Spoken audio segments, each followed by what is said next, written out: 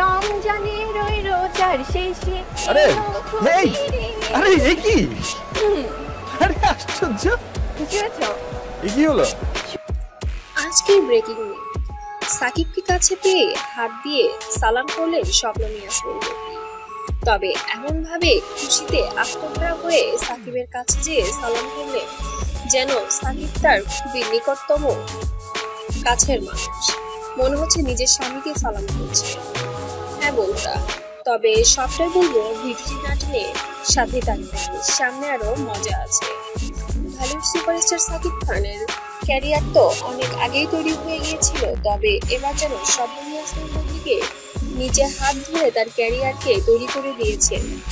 তবে শোনা যাচ্ছে যে এই ক্যারিয়ারটি তৈরির আগে থেকেই নাকি শবনম ইয়াসমিন বুবলির সাথে প্রেমের সম্পর্ক ছিল এই বলিউড সুপারস্টার সাকিব খানের। তবে সাকিব খান বুবলিকে তার স্ত্রীর মর্যাদা দেওয়ার জন্যই আসলে তাকে এই বলিউড পাড়ায় নিয়ে আসে। তবে সে বিষয়টি গোপন ছিল, তবে বেশি দিন গোপন রাখতে পারেনি এই দম্পতি।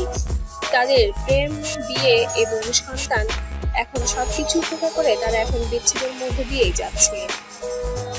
তবে শবনম ইয়াসমিন বুবলি খুবই চতুর একটি মহিলা, যে কিনা তার প্রথম বিয়ে লুকিয়েছিল বলিউড সুপারস্টার সাকিব খানের কাছে। সে একজন বলিউড কুইন হওয়া সত্ত্বেও শবনম ইয়াসমিন বুবলির এই চালাকিটা ধরতে পারেনি। তার বিভিন্ন ছলাকলা কৌশলে মেতে রেখেছিল বলিউড সুপারস্টার সাকিব খানকে। তবে এবার যেন রেহাই পেল না এই বলিউড কুইন শবনম ইয়াসমিন বুবলি।